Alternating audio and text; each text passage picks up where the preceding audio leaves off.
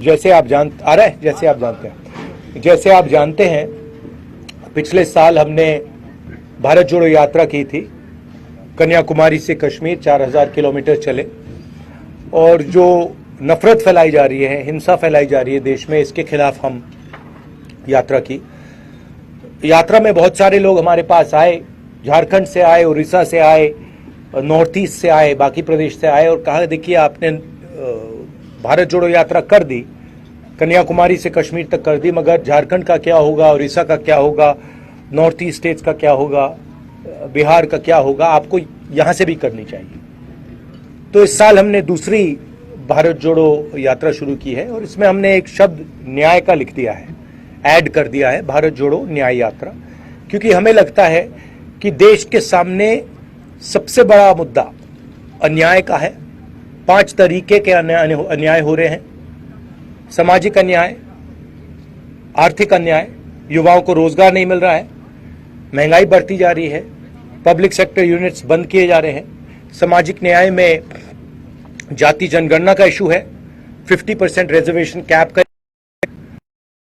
अन्याय, किसानों के खिलाफ अन्याय और श्रमिक जो हमारे मजदूर हैं उनके खिलाफ अन्याय। तो ये 5 अलग अलग तरीके के अन्याय के खिलाफ हम लड़ने निकले हैं और भारत जोड़ो का कॉन्सेप्ट भी इस यात्रा में है। अब आप कुछ सवाल पूछना चाहें जरूर पूछिए।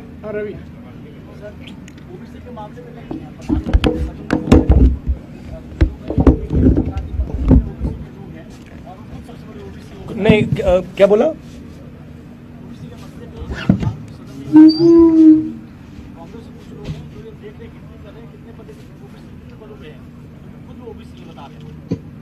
कुछ लोग मतलब राहुल गांधी।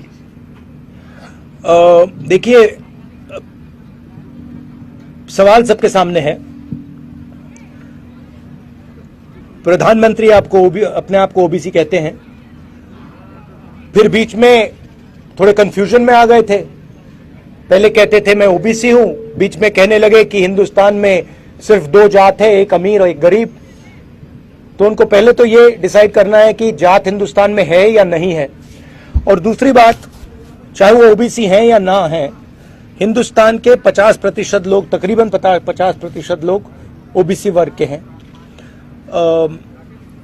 दलित 15% हैं, आदिवासी 8% हैं। हम चाहते हैं कि जाति जनगणना हो। हम चाहते हैं जिसकी जितनी आबादी है देश को पता लगे। आज ओबीसी वर्ग को यह नहीं मालूम कि ओबीसी कितने हैं देश में। ये जरूरी क्यों है? क्योंकि अगर हम इनको भागीदारी देना चाहते हैं तो प्रधानमंत्री जो भी कहना चाहते कहें, मगर जाति जनगणना जल्दी से कर दें और उससे घबराएं ना। दूसरी बात, जो हमने 2011 में सर्वे किया था उसके आंकड़े वो देश के सामने रख दें, मामला हल हो जाएगा। ये सवाल एक व्यक्ति का नहीं है। ये सवाल देखिए, ये सवाल एक व्यक्ति का नहीं है, ये हिंदुस्तान के करोड़ों गरीब लोगों का है। तो भाषण में प्रधानमंत्री का ये कहना कि मैं ओबीसी हूं या मैं ओबीसी नहीं हूं, ये रेलेवेंट ही नहीं है। रेलेवेंट ये है कि इस देश के कितने लोग ओबीसी हैं, वो रेलेवेंट है। क्यों? क्योंकि मैं आपको उदाहरण देता हूं, बड़ी बड़ी कंपनीज में आपको ओबीसी नहीं मिलेंगे, दलित नहीं मिलेंगे, आदिवासी नहीं मिलेंगे। आपको मैंने 90 जो हमारे आईएएस ऑफिसर देश को चलाते हैं उनका उदाहरण दिया, उधर आपको सिर्फ 3 मिल रहे हैं। हेल्थ केयर सिस्टम में, एजुकेशन सिस्टम में आपको ओबीसी, दलित, ट्राइबल नहीं मिलेंगे। तो मैं ये सवाल उठा रहा हूं। Sorry good afternoon. Despite your tremendous effort by you and your party to keep all the Indian alliance stakeholders united, some of your alliance partners is not ready to move an inch, especially from the recent stance, if I specify Mamata Banerjee. What is your take on this? No, that's actually not true. if you look at Mamata ji's statements, Mamata ji is very much part of the India Alliance, and most of the other members who are part of the India Alliance are still members of the India Alliance. Of course, Mr. Nitish Kumar has left the India Alliance, and he's gone to the BJP. You can guess as to what the reasons are for him leaving. That's fine. We'll fight in Bihar as the India Alliance. So I don't agree that lots of our partners are not part of the alliance. Haji. Also, there's a negotiation going on. There is a conversation about seat. These are negotiations. So there is posturing, and that is normal. And sir, if your party gets the maximum number. Sorry. You've asked the question. Thank you. Jharkhand के ऐसे भूखंड में आप हैं sir जहाँ से 3 tribal जो major community है उसका ओरिजिन है वहाँ मुंडा एंड खड़िया का ओरिजिन बसिया मुख्यालय से, लेकिन एक चौथा ट्राइबल भी है सर यहाँ पर, वो ट्राइबल है भूलवासी। खान पान रहन सहन ट्राइबल के समान है, लेकिन चूंकि जाति प्रमाण पत्र में उसको सर्टिफिकेट नहीं मिलता है ट्राइबल का, और वो बड़ा उपेक्षित और वंचित है। उसके लिए कोई कार्य योजना अगर झारखंड का बन रहा है तो उसके लिए कोई कार्य योजना इस न्याय यात्रा कर पाएगा? ये आप लोकल आंसर कीजिए। लोकल क्वेश्चन है। आराम सर भी हमसे पढ़े लोकल आप बोलिए ना। देखिए, इशू आज जो हम लोग न्याय यात्रा लेकर के चल रहे हैं उसका क्लियर है। ये बहुत सारी चीजें यहाँ स्टेट लेवल पे होनी चाहिए। ये आप एक तरफ कहते हैं कि इनको भी रख लेना चाहिए, वो कहते हैं कि नहीं हम पहले से हैं और नया नहीं होना चाहिए। तो उन दोनों का सामंजस्य बिठाने का काम चल रहा है। उस पर हम लोगों ने एक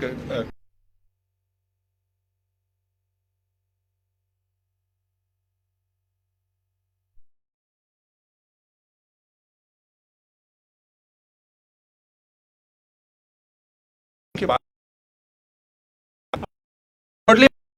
चाहता हूं कि हमारी सरकार है, और ये मुझे शुरुआत से आज तक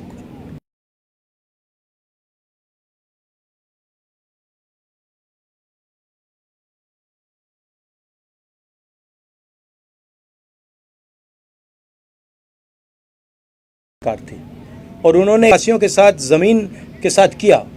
वो सारे के सारे आदिवासी बोल रहे हैं कि बहुत बड़ा अन्याय किया था उन लोगों ने। थैंक यू भैया। एक मिनट वो उन्होंने आपका जवाब दे दिया। राहुल जी, आप भारत जोड़ो की बात करते हैं, लोगों को जोड़ने निकले हैं। आपके तेलंगाना के सीएम कहते हैं कि बिहार और झारखंड के लोगों को इमिटेट करते हैं कि ये लेबर के डीएनए से आते हैं, उनका डीएनए में लेबर होना।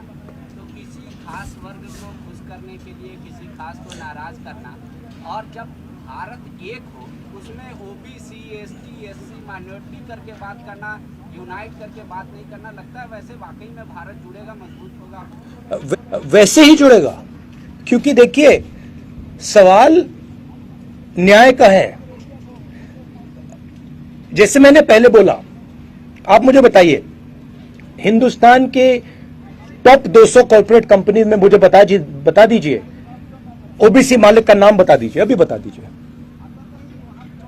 आप अदानी का नाम सुने हैं, टाटा का नाम सुने हैं, बिरला का नाम सुने हैं? मुझे एक नाम बता दो, ओबीसी नाम मुझे एक बता दो। बोलो ना। नहीं बोलो। नहीं आप बोलो पहले। आपके मीडिया हाउसेज हैं, एक दलित या एक आदिवासी मालिक का नाम मुझे बता दो। बोलो। नहीं सवाल ये नहीं है। सवाल वो उसका भी मैं नहीं सुनिए, बात सुनिए ना। आपने मुझसे सवाल पूछा तो मैं आपको जवाब दे रहा हूं। सवाल जाति जनगणना का सिर्फ नहीं है। सवाल यह है कि इस देश में हिस्सेदारी किसको मिल रही है। कॉर्पोरेट सेक्शन में मैंने आपसे पूछा 200 सबसे बड़ी कंपनियां हैं, 500 ले लीजिए। उसमें से आप उनके सीनियर मैनेजमेंट में आप मुझे ओबीसी नाम दे दो, दलित नाम दे दो, आदिवासी नाम दे दो। आप नहीं। क्यों? क्योंकि वहां नहीं। मेडिकल सेक्टर में मैं पूछता हूं आपसे, प्राइवेट मेडिकल सेक्टर में वहां नहीं दे पाओगे। प्राइवेट एजुकेशन सेक्टर में पूछता हूं, वहां नहीं दे पाओगे। दिल्ली में जो हमारा सरकार को चलाते हैं, उधर 90 लोग हैं IAS ऑफिसर्स, उसमें से 3 ओबीसी वर्ग के लोग हैं। 5% बजट का उन पर कंट्रोल है, कोने में बैठे रहते हैं। आबादी 50% है। तो अगर आप लोगों के साथ अन्याय करेंगे, हर कदम पे अन्याय करेंगे, तो भारत कैसे जुड़ेगा? आप क्या कह रहे हो और बीजेपी क्या कह रही है? अन्याय होना चाहिए। ओबीसी वर्ग का जो हक है उसको मिलना नहीं चाहिए। दलित वर्ग जो है, आदिवासी वर्ग जो है, उसका हक नहीं मिलना चाहिए। कैसे जुड़ेगा भारत? इसीलिए हमने न्याय शब्द भारत जोड़ो शब्द के बीच में रखा है। अन्याय के भारत में भारत जुड़ ही नहीं सकता। अब मैंने आपसे पूछा 200 कॉर्पोरेट्स हैं, आप मुझे एक नाम नहीं बता पा रहे। मैंने आपसे पूछा भैया ठीक है, आप कॉर्पोरेट का शायद जानते नहीं हो, बड़ी बड़ी मीडिया कंपनी में मुझे एक नाम दे दो। अच्छा छोड़ो, आप रिपोर्टर्स में से मुझे दिखा दो आदिवासी कौन है, हाथ उठाओ ना। कहां है? आप यहां मुझे दलित दिखा दो। हाँ एक है, सैंपल रख रखा है कोने में। तो देखिए, देश के सामने सबसे बड़ा मुद्दा अन्याय का है, और सबसे बड़ा अन्याय दलित आदिवासी पिछड़ों के खिलाफ हो रहा है। इसीलिए मैं इसको रख रहा हूं, और इसीलिए मैं जाति जनगणना के लिए लड़ रहा हूं, और मैं पीछे हटने वाला नहीं हूं, प्रधानमंत्री जो भी कहे। हाँ श्रेया, एक मिनट बात आऊंगा। Can you give me some water, Janab? I have been talking to the Yatra since Assam. We have seen that you have given a one-time message that now the Yatra have also faced some controversy. For example, the West Bengal Chief Minister calling Congress a migratory path. Even today, one of your videos trying to feed a dog went viral, and BJP says that this is because of this attitude of yours towards What is the video that went viral? you were trying to feed a dog, and that was actually the dog owner. Amit Pandya has been fact-checked also. So, No, what do you mean is a dog owner? I didn't understand. so you were doing a roadshow. Yes, So yes. where one dog owner came to you with the dog. Yes, I called the dog and the owner, he came. So you tried to feed the dog with a stick. After the dog did, you handed it over to the dog. Oh yeah, because वो बिल्कुल घबराया हुआ था, कांप रहा था, और मैंने जब उसको बिस्किट दिया वो डर गया, तो मैंने उसको मालिक को दिया कि भैया आप दे दो, ये आपके हाथ से खा लेगा। फिर वो मालिक ने उसको दिया, वो खा गया। तो इसमें मतलब इशू क्या है? So what the BJP has said is that the person you handed over, the Malik, the dog owner, was actually a Congress no, कार्यकर्ता. वेयर इज ये कांग्रेस कार्यकर्ता? वो कुत्ते को लाया मेरे पास, कुत्ता घबराया हुआ था, मैंने उसको खाने को दिया, वो कांप रहा था ऐसे, फिर मैंने कहा भैया आप खिला दो, उसने खिला दिया। क्या है? नहीं सचमुच ये बीजेपी के लोगों को कुत्तों से ऑब्सेशन क्या है? कुत्तों ने क्या बिगाड़ा है? हाँ जी, राहुल जी 4 दिनों तक झारखंड की यात्रा रही है। इस दौरान आपने कोयला मजदूरों से मुलाकात की, बुनकरों से संवाद किया है। क्या लगता है झारखंड में किन बदलाव की जरूरत है? दूसरा सवाल, कल्पना सोरेन से कल आपकी मुलाकात हुई, क्या बातचीत रही है, क्या होगी? ये देखिए, जो कल्पना जी के साथ बातचीत हुई वो तो मैं पब्लिकली नहीं बोलूंगा, वो तो कॉन्फिडेंशियल बातचीत हुई है। ये कहूंगा कि जो उनके पति के साथ किया जा रहा है वो अन्याय है, वो ठीक नहीं है। यात्रा में हम बहुत सारे लोगों से मिले हैं, किसानों से मिले हैं, आदिवासियों से मिले हैं, गरीब लोगों से मिले हैं, और बहुत सारा इनपुट हमने लिया है। और मैं सोच रहा हूं कि 2-3 मुद्दों पर चीफ मिनिस्टर से मैं बात करूं और उनको अप्राइज करूं कि हमें लगता है कि इन चीज़ों पे थोड़ा फोकस होना चाहिए। ज़मीन का मामला है, सरना कोर्ट का मामला है, तो ऐसे काफ़ी मामले हैं। हाँ जी। सर, मैं सबसे पहले आपको धन्यवाद देना चाहता हूँ कि आपने ओबीसी दलित पिछड़ों का मुद्दा उठाया, लेकिन एक सवाल है मेरा, आप जिस 10 साल वाले सरकार में थे उस समय ना जाति जनगणना की बात हो रही थी, ना ओबीसी समाज को। ये आपको किसने बताया? आप फैक्ट्स चेक करके आओ भैया, हमने जाति जनगणना किया है, आप अपने फैक्ट्स ही नहीं जानते। नहीं किया है, लेकिन काफी लंबे समय से बंद था। नहीं, हमने कास्ट सर्वे किया, उसके हमने आंकड़े निकाले, कोalition में हमारा डिस्कशन हुआ, और कोalition में वो डिस्कशन में डिसाइड हुआ कि उसको रिलीज नहीं करना है। मैंने पब्लिकली कहा है कि एक्चुअली हमें उस टाइम रिलीज कर देना चाहिए था। अभी अगर आपकी गवर्नमेंट बनती है तो ओबीसी के लिए अब क्या क्या कदम उठाए जाएंगे? वो तो हमने क्लियरली बोला है, जाति जनगणना हम लागू कर देंगे। कल तेलंगाना के चीफ मिनिस्टर आए, उन्होंने मुझे कहा कि तेलंगाना में काम शुरू है, जहां भी हमारी सरकार है हम जाति जनगणना कर रहे हैं। 50% का जो कैप लगाया है, आर्टिफिशियल कैप लगाया है, अनफेयर है, तो हम हटा देंगे। रिजर्वेशन का जो 50% का कैप है हम इसको खत्म कर देंगे, और आदिवासी जो हैं और दलित जो हैं उनके रिजर्वेशन को प्रोटेक्ट करके हम पिछड़े वर्ग के लोगों को रिजर्वेशन देंगे। हाँ जी।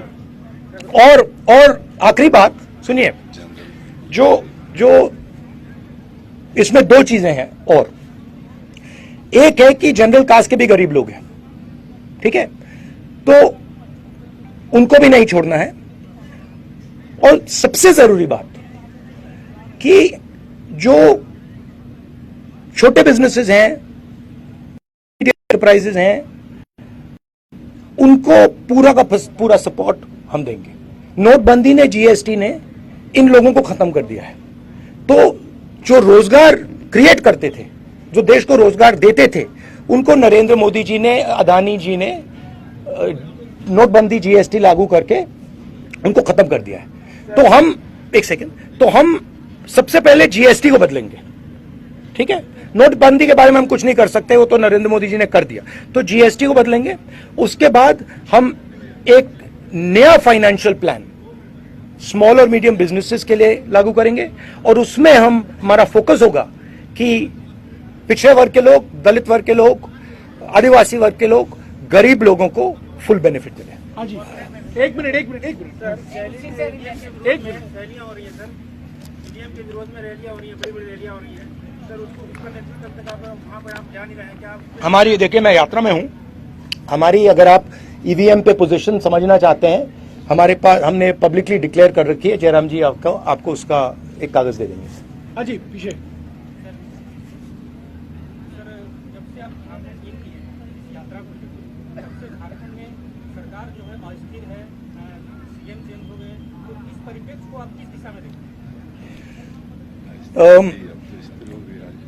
पूरे देश में ED, CBI, income tax opposition पर आक्रमण कर रही है। इन इंस्टीट्यूशंस का मिसयूज हो रहा है, जबरदस्त तरीके से मिसयूज हो रहा है। ये रियलिटी है आज की पॉलिटिक्स का। कोई प्रॉब्लम नहीं है। उन्होंने यहां कोशिश की, सरकार गिराने की कोशिश की, हमने रोक दिया, तो हम लड़ते रहेंगे। मगर ये सच्चाई है कि चाहे वो इलेक्शन कमीशन हो, चाहे वो एजेंसीज हो, चाहे वो ब्यूरोक्रेसी हो, चाहे वो पुलिस हो, इन सब का मिसयूज हो रहा है, पूरे देश में मिसयूज हो रहा है। हाँ जी, आखिरी दो सवाल हो गया, आखिरी दो सवाल। देश की आर्थिक हालात हर तबके का सामने आए, ये सराहनीय कदम। मेरा सवाल ये है, पिछले जो 10 सालों से, ठीक है अभी 10 सालों से कोई सेंसेक्स नहीं हुआ है देश भर में, सेंसेक्स मतलब कि जनगणना नहीं, सेंसस जी जनगणना नहीं हुई है, और जनगणना से ये आंकड़े नहीं आ रहे हैं। कुछ राज्यों में बिहार ने कराया और झारखंड अभी नहीं। मेरा ये सवाल है, आपने सामाजिक न्याय के तहत 5 न्याय की बात की। मैं आपके सरकार द्वारा एक कानून बनाया हुआ था वन अधिकार, झारखंड से रिलेटेड, बिल्कुल, लेकिन वन अधिकार कानून लागू करने में वर्तमान सरकार कहीं ना कहीं कमजोर पड़ी है, और काफी सारे लोग को, जो आदिवासी वन क्षेत्र में रहने वाले आदिवासी हैं, उसका वन पट्टा ऐसे ही, देखिए ये कहीं डंप हो गया। इसके बारे में काफी बातचीत हुई है यात्रा में। ये कहना कि फॉरेस्ट राइट्स एक्ट को इम्प्लीमेंट नहीं किया जा रहा है, ये गलत है। जरूर थोड़ी कमियां हैं, उनको ठीक किया जा सकता है और उनको हम ठीक कर देंगे। फर्क समझिए, जो गरीब था, जो आदिवासी हैं, दलित हैं, वो पिछली सरकार को एंटी दलित, एंटी आदिवासी मानते हैं। आज एंटी दलित, एंटी आदिवासी सरकार नहीं है। जमीन का मामला जरूरी मामला है, और आपने जो पॉइंट उठाया है, मैं भी ये पॉइंट चीफ मिनिस्टर के साथ उठाऊंगा। हाँ जी, आखिरी सवाल है। सर एक नहीं, आखिरी सवाल नहीं, एक हो गया, एक पत्र। भैया आप ऐसे करिए ना, पहले आप मेरा जवाब दीजिए ना। नहीं, पीछे हो गया। आप दो पूछ रहे हो, आपने एक पूछा, मैंने एक पूछा। हाँ जी। ठीक।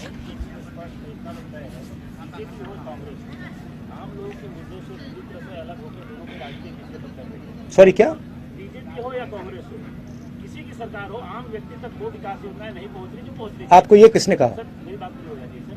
जैसा आपने कहा कि आज एसटी कोई कहीं मालिक नहीं है, कोई ओबीसी नहीं है, तो आखिरकार इस सवाल का जवाब तो आपने दिया कि आप आएंगे तो करवाएंगे, लेकिन आखिरकार इसके लिए जिम्मेवार कौन है? जिम्मेदार कौन है?